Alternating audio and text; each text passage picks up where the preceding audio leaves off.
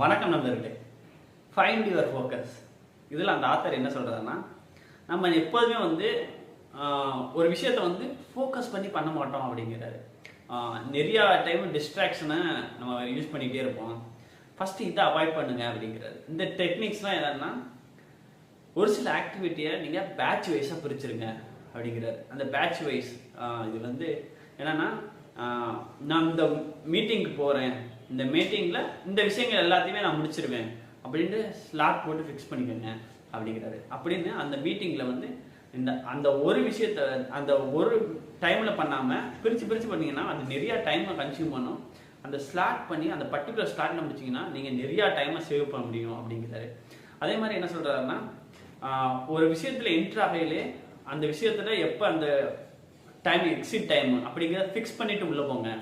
அப்போ தான் உங்களோட டைத்தை அதிகமாக அந்த விஷயத்தில் வேஸ்ட் பண்ண மாட்டீங்க. அப்போ தான் நீங்கள் ஃபோக்கஸாக இருப்பீங்க.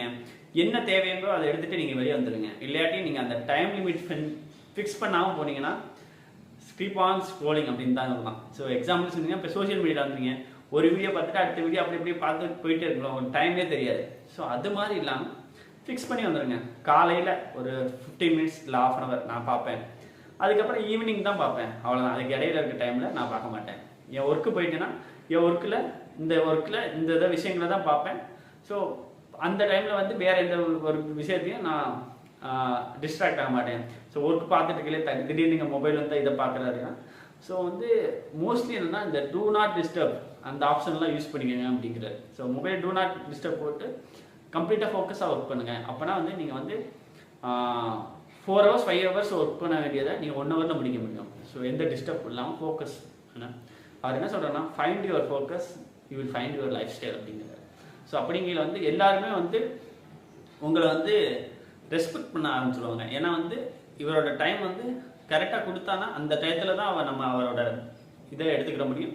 அந்த டைம் தாண்டி போச்சுன்னா அவரை நம்ம கனெக்ட் பண்ண முடியாது அப்படிங்கிற ஒரு இதாகும். ஸோ அது நம்மளுக்கு சப்போர்ட் எடுக்கிறவங்களும் கரெக்டாக நம்ம டைமை வேல்யூ பண்ணுவாங்க.